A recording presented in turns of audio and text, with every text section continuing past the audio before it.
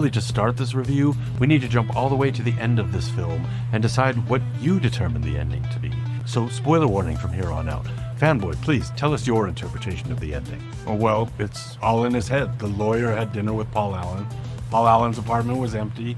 And as you've told me hundreds of times, they use sounds from Texas Chainsaw Massacre and when he's chasing Christy down the hallway. This confession has meant nothing. That's because it's all in his head. Hence why we see him try to feed a cat to an ATM and why his gun blows up a car. And I don't know, I really can't see how you would interpret it any other way. And there you have it, my friends, the dude bro interpretation of the movie. Literally the most shallow surface level takeaway of this film. My dear, dear dumb boy, don't you understand that this movie is about more than just Pat Bateman's psychosis? It's about the fact that the 1980s were so self-absorbed that no one really cared or even recognized one another on more than a superficial level. Not because they couldn't, but because as many in society would choose not to look deeper. Okay, so what is the correct interpretation of the movie? Of course, some of it is in his head, yes. The chainsaw scene, the whole showdown with the police, all the fantasies, but things like Paul Allen and the apartment, those things really did happen.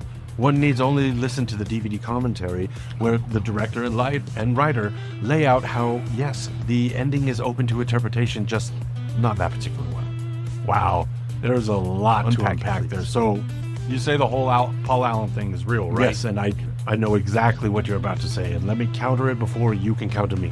The real estate agent telling Bateman to leave and never come back is not an indication otherwise.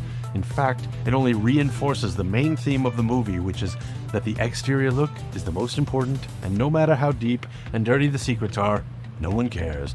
So when she tricks him by asking if he saw the ad in the Times, it's because she knew he was the one who killed Paul Allen and had done all those horrible things, and she lets him go because bad publicity from a murder would make the apartment less desirable.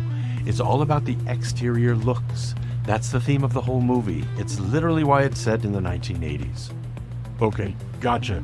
But the killing of the girl with the chainsaw, and also one of his friends, by the way, that all happened at Paul Allen's apartment. But you just said the whole chainsaw thing was in his head. So doesn't that mean at least some of the stuff that really happened with Paul Allen happened in his head? And I thought that the point of these whole don't spell everything out for the audience movies was that they are open to interpretation. Yes, of course it is, but in this case, if you watch the DVD commentary and read the book, it really isn't open for interpretation. The creators have clearly told you exactly the intention of the movie. Why does that not factor into your reasoning? Because I don't care. Wow.